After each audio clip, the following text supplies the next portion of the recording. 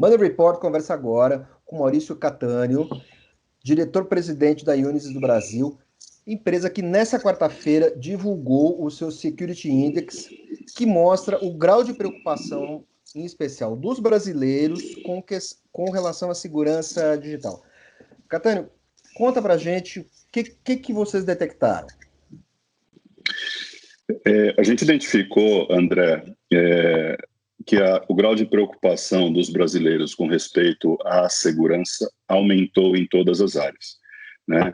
Só falando um pouquinho dessa nossa pesquisa, ela é uma pesquisa que nós fazemos já há 14 anos. Então, a primeira edição dessa pesquisa começou lá em 2007, né? E a gente vem repetindo essa pesquisa anualmente.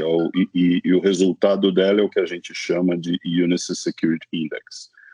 E curiosamente, é uma pesquisa global, tá? Que envolve quase 17 mil pessoas em 15 países. Essa amostragem ela varia ano a ano, mas a gente, em nenhum país, para que seja considerado na pesquisa, tem que ter pelo menos 1.000 respondentes, né? Então, o Brasil faz parte dessa pesquisa desde sempre e... São clientes de vocês ou público em geral? Não são clientes, é uma pesquisa feita com pessoas físicas, né? No passado era feito na rua, né? Pessoas indagadas ao vivo. Esse ano, nos 2 últimos anos, a gente fez de forma virtual, uma seleção de pessoas que respondem de forma online, mas são pessoas que nós não conhecemos e muitas delas não conhecem a Unisys, né? O nosso negócio ele é totalmente B2B, e não tem nenhuma relação com esses respondentes com a Unisys. Eventualmente eles conhecem por trabalharem para empresas que são clientes, mas isso é mera coincidência, né? São 15 mil pessoas, são quase 17 mil pessoas que não sabem que é a Unisys que está fazendo a pesquisa, né? Ela é transparente para o respondente, tá? No Brasil, nós tivemos nesse ano quase 1.100 respondentes dessa pesquisa, e o resultado mostra que o grau de preocupação do brasileiro com segurança, e não é só segurança cibernética, tá? A gente passa por segurança financeira, segurança pessoal, a confiança em viver no país, preocupações com infraestrutura de saúde. É uma pesquisa que a gente faz para entender justamente como a população vê o que está acontecendo nos seus países nesse momento do ano, né, e reflete isso no nosso índice, que ele vai desde mais preocupado, que a gente classifica com uma pontuação, então o grau 300, que é o grau mais alto de preocupação, e o 0, que é o não estou nada preocupado com esse índice. Com esse indicador. E a pesquisa faz algumas perguntas para as pessoas e eles classificam se estão mais ou menos preocupados com determinado ponto. E no Brasil, nos últimos anos, esse grau de preocupação vem subindo. O ano passado, a maior preocupação das pessoas era justamente com a segurança financeira, né? Pessoas preocupadas com a evolução pessoal, patrimonial, e se tem ou não trabalho, se tem aumento ou perda de renda. E esse ano a coisa se agravou um pouco, e é interessante que o maior grau de preocupação hoje é com infraestrutura de saúde no país. Então as pessoas estão, em primeiro lugar, preocupadas com a saúde própria e de suas famílias, em segundo lugar, com a infraestrutura de saúde no país. E depois entram os outros graus de preocupação. Preocupação com segurança digital está em que nível nessa escala? Ela está mais abaixo. Foi uma mudança em relação aos anos anteriores, justamente porque essa percepção de risco de saúde e infraestrutura emergiu durante a crise. E interessante que a pesquisa mostra isso. O brasileiro ele demonstrou uma falsa segurança, um falso conforto, porque junto com a crise, todas as pessoas foram trabalhar de forma remota, né? Muitos trabalhando de suas casas, muitos trabalhavam para empresas que não estavam preparadas do ponto de vista de tecnologia e também do ponto de vista de logística para ter os seus colaboradores trabalhando de forma remota. e essas pessoas tiveram que, de repente, se desmobilizar dos seus escritórios e trabalhar de casa, dar um jeito de trabalhar de casa. Como a coisa funcionou e as notícias sobre a pandemia tomam conta dos noticiários todos os dias, as pessoas têm esse falso senso de que elas estão mais seguras, o que na verdade não é. Elas estão muito mais expostas, então o risco cibernético ele aumentou de forma absurda desde que a pandemia começou. Então a gente tem alguns indicadores de que os riscos cibernéticos, o número de invasões, os ataques de hackers, eles subiram e existem casos de aumento de 15.000% nos ataques que as pessoas e empresas estão sofrendo. Com licença, em março, você deu uma entrevista ao Money Report, logo no início do isolamento, onde você já afirmava que a movimentação dos hackers tinha aumentado muito. De março para cá, como é que ficou esse índice? Já estou falando do período do início do isolamento social, do início do home office para agora. Aumentou muito. Eu não tenho esse número porque ele varia muito do instituto de pesquisa ou quem faz essa pesquisa. Eu te dou um depoimento do que a gente vê com os nossos clientes que estão protegidos pelas nossas soluções e dentro da própria Unisys, né? O volume de e-mails e de tentativas de phishing e de invasão tem subido a cada dia. Eu, pessoalmente, recebo pelo menos 10 e-mails de phishing na minha caixa profissional da Unisys todos os dias. Então, é que nós temos as nossas soluções e já identifica. Então, o que passa por uma barreira chega até mim. Existem outras que nem passam, né, nessa barreira, no nosso controle. O número aumentou demais. Antes dessa crise, eu recebia 1, 2 por semana. Hoje eu recebo mais de 10 por dia. Isso só o Maurício, né? A gente multiplica isso por 19 mil pessoas. Só na Unisys a gente tem um aumento de 100 mil tentativas de invasões só por e-mail por dia, facilmente. A pesquisa encontrou algumas contradições no comportamento do brasileiro, né? O que vocês detectaram?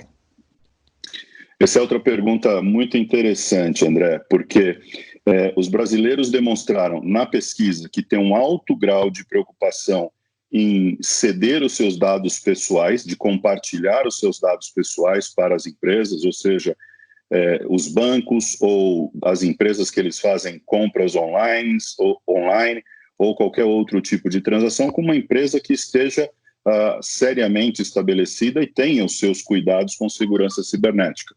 Então, assumindo esse ambiente, os brasileiros demonstraram que não se sentem confortáveis em compartilhar os seus dados. Alguns fazem, outros não fazem. Os que fazem têm uma preocupação se esses dados são realmente preservados e tratados com a segurança necessária, mas o fato é que a pesquisa mostra um grande desconforto do brasileiro médio em compartilhar essas informações.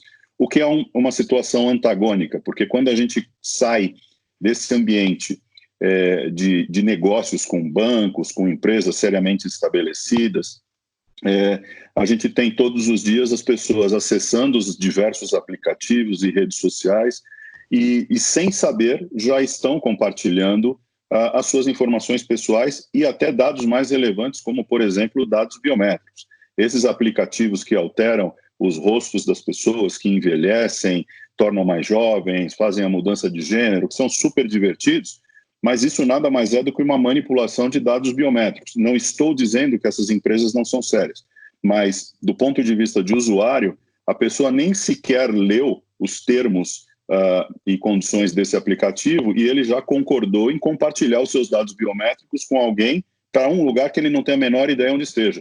E essa preocupação não apareceu. Né? Então, eu, brasileiro médio, sou preocupado em compartilhar minha informação com o banco, mas eu não estou nem aí com a informação que eu compartilhei com aquele aplicativo que mudou o meu rosto porque eu achei divertido. Com quem ele tem uma relação de consumo, uma relação regida por lei, ele vê problema. E o brasileiro não tem cultura, não tem informação, não tem cultura cibernética para entender que, na verdade, isso faz parte da mesma face, só que, de um lado, você pode ter um processo malicioso, da qual ele não pode se defender. Esse E não dado vai pode ter estar a quem recorrer. Não tem a quem recorrer. Exato. Como é que isso pode mudar? As empresas como a sua têm um papel na educação do consumidor para essas relações? Sem dúvida. As nossas soluções, elas são construídas para proteger as empresas, os nossos clientes que fazem negócios com essas pessoas. Então, o conceito, a arquitetura que a gente usa no desenvolvimento das nossas soluções é o que a gente chama de Zero Trust, ou seja, confiança zero em qualquer dispositivo ou pessoa que esteja conectada à rede dessa empresa, ou a minha ou a sua. Então, a gente entende que cada dispositivo e cada pessoa é uma potencial porta que vai ser aberta por um invasor, um hacker, ou um e-mail de phishing, ou qualquer outra alternativa e tentativa de roubo de dados.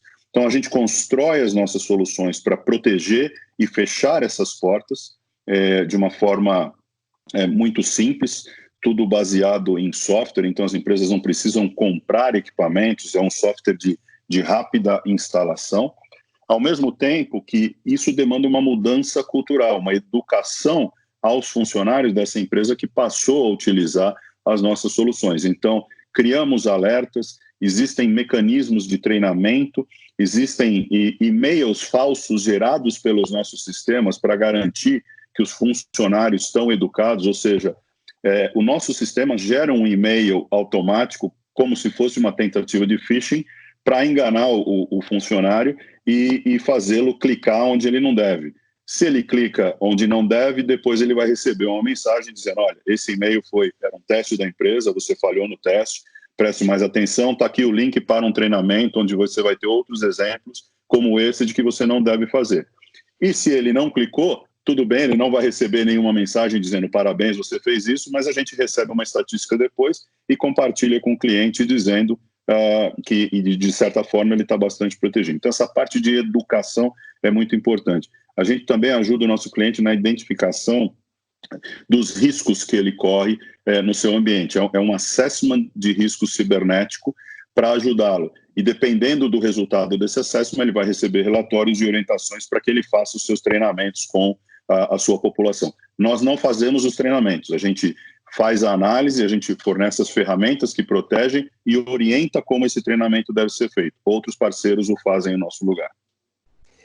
A sofisticação dos trojans, dos hackers, dos clickbaits, tem aumentado basicamente na mesma proporção em que as defesas têm se sofisticado. Você tem ali uma eterna luta entre o bem e o mal, né, que vocês estão ali oferecendo segurança para os seus clientes. Como é que está esse equilíbrio hoje? Quer dizer assim, hoje a quantidade de invasões, né? No caso, a quantidade de invasões bem-sucedidas diminuiu com relação ao passado. Como é que está esse equilíbrio de forças? Principalmente porque as pessoas estão em casa trabalhando e em casa elas tendem a ser menos cuidadosas. Muitas vezes você está usando o seu computador pessoal para acessar a empresa. Como é que essa defesa pode ser feita remotamente? É a mesma coisa. Eu estou trabalhando, eu estou usando a minha máquina. Essa é uma pergunta super interessante que afeta todo mundo, né? Eu diria para você que essa luta ela é bastante injusta. Eu acho que o investimento do lado negro da força ele é muito maior do que do lado bom da força. Então, apesar das empresas como a nossa, a gente investe milhões e milhões e milhões de dólares todos os anos em pesquisa, desenvolvimento de novos produtos e inovação, assim como tantas outras empresas de segurança cibernética também o fazem, mas existe um investimento muito pesado também do lado negro da força. Como é que a gente tenta proteger? E eu acho que esse é um grande valor que a gente agrega para os nossos clientes. O que eu costumo dizer, André, é o seguinte, na minha visão, existem dois tipos de empresa. As que foram invadidas e as que ainda não sabem que foram invadidas. Porque todas foram, né? Agora, o grande diferencial é, no caso de invasão, como é que essa empresa se preparou para reagir a essa invasão? E é aí que entramos nós, Unisys, né? A gente tem soluções que isolam esse ambiente cibernético do nosso cliente e ainda que ele seja invadido, ainda que o funcionário clique naquele e-mail que não devia clicar, tenha acessado um link que ele não devia acessar, contaminou um pedaço, uma parte daquele ambiente. É justamente isso que a gente faz, a gente dá o nome isso de microsegmentação. A gente cria comunidades de interesse dentro do ambiente do nosso cliente, de forma que as pessoas que precisam acessar aquele ambiente têm acesso ao ambiente. As que não precisam estão isoladas digitalmente em outro ambiente, eles não se confundem. Então, se o hacker invadir um determinado cluster dessa empresa, ele vai ser identificado ali. E através do que a gente chama de isolamento dinâmico, aquele cluster ele cria-se uma cápsula cibernética nesse cluster e o resto da empresa continua funcionando como se nada tivesse acontecido. Então, essa é a forma que a Unisys encontrou de proteger os nossos clientes. 99,99% de chance de serem invadidos, mas no caso de invasão, esse invasor será isolado literalmente em segundos, identificado e isolado literalmente em segundos, e aquele cluster que foi invadido potencialmente será desligado para que novas ações sejam tomadas. Mas o resto da empresa continua funcionando. Esse é o grande valor. Porque no passado, num caso de invasão, a primeira ação que as empresas tomavam era tira o negócio do ar. Isso representa a perda de faturamento. Puxa da tomada. Isso é uma perda de faturamento absurda para qualquer negócio. A gente quer evitar isso. Então, a gente isola, ainda que ocorra uma perda de faturamento, ela vai ser mínima e restrita àquele cluster que sofreu essa invasão por alguns minutos, no máximo. Em vez de invadir o prédio inteiro, o sujeito invade uma sala e vocês jogam ele dentro de uma gaveta. Exatamente. Tem um exemplo que eu gosto de usar também, o nosso CISO usa muito esse exemplo. No passado, quando a gente fala de segurança cibernética, e eu acho que essa é uma questão de educação para o nosso povo brasileiro, imagina que nós temos um sistema de alarme na nossa casa e eu estou viajando de férias ou a trabalho e a minha família está em casa. Minha casa sofre uma invasão, né, entra uma tentativa ou o ladrão entra na minha casa. 2 dias depois eu recebo um e-mail ou um telefonema da empresa de segurança dizendo: seu Maurício, olha, nós detectamos aqui que a sua casa foi invadida. Então, o senhor vai precisar retornar agora e entrar em contato com a polícia e tomar as medidas, companhia de seguro e tudo mais. Então, eu fui avisado, mas o fato já aconteceu. As nossas soluções, o que elas fazem é o seguinte: eu estou viajando de férias, o invasor entrou, em questão de segundos, a companhia já vai me ligar e falou: seu Maurício, sua casa foi invadida, a gente já identificou o invasor, ele está trancado na sala principal, nós já acionamos a polícia, está tudo certo, boas férias. Essa é a diferença. No passado, a gente recebia notícia de uma invasão e recebia notícia dos dados que foram perdidos ou de produtos que foram roubados. Hoje, o que a gente faz é, a gente primeiro identifica rapidamente, isola rapidamente esse invasor e só avisa o nosso cliente: olha, você foi invadido, está tudo sob controle, em questão de segundos. Essa é a grande diferença, que todas as empresas, quando a gente olha para frente, é essa consciência que a gente tem que criar. Pessoas e empresas. As empresas são formadas por pessoas, então começamos a empresa provê as ferramentas e o treinamento, mas a execução disso cabe às pessoas, é uma mudança cultural de fato. Você fala muito da educação das pessoas, isso me parece muito relevante, mas você também disse que a empresa ou ela foi invadida ou você não sabe que ela foi invadida. Com as pessoas, né, os recursos humanos treinados para não clicar, não entrar em site que não deve, o índice de invasão, ele cai em quanto por cento? Porque, eventualmente, vai entrar algum vírus malicioso pelo sistema sem ação humana, certo? Isso pode acontecer. Se você reduzir o risco humano, quanto por cento ainda permanece? Eu não tenho esse percentual exato para te dar, André, mas eu te dou um exemplo, tá? Há ano e meio atrás, quando a gente teve aquele grande evento do WannaCry, que muitas empresas foram invadidas e muitas perderam alguns dias dos seus negócios. Os clientes da Unisys daquela ocasião, que tinham, inclusive a Unisys, que tem as nossas soluções implantadas, não há nenhum caso de reporte que o WannaCry teve sucesso em sequestrar algum dado dos nossos clientes. Então, essa é uma informação bastante relevante, eu não tenho percentual para te passar, mas ele é muito tangível, porque as empresas que têm essa solução, embora invadidas, nenhum tem um caso de reporte de sequestro de dados ou de perda de dados para os hackers. Quando você fala, a Folha vai, quer dizer, a empresa sofreu o ataque, mas o ataque foi neutralizado. Quer dizer, as barreiras foram vencidas, mas, digamos assim, o invasor foi para dentro da gavetinha. Exatamente, rapidamente. Perfeito. A gente identifica, literalmente, a gente tem, oportunamente, nós podemos falar sobre isso, mas a gente tem um caso real que a gente mostra de monitoramento. Um invasor foi detectado e isolado em 10 segundos. 10 segundos. Né? No passado, demorava-se dias para isolar, você tinha que fazer todo o tracing dos endereços IP e ver que movimentação você tinha diferente de fluxo de dados naquele ambiente. Hoje, nessa solução, nesse caso, literalmente em 10 segundos o invasor foi detectado e isolado. Puxa vida, meu caro, muito obrigado. Money Report conversou com o Maurício Catânio, diretor-presidente da Unisys Brasil, que falou sobre as preocupações, a pesquisa que vocês fizeram, a Unisys Security Index, que mapeou as preocupações do brasileiro com questões de segurança cibernética e outras questões também do mundo real. Meu caro, muito obrigado e parabéns. Obrigado, André. Foi um prazer.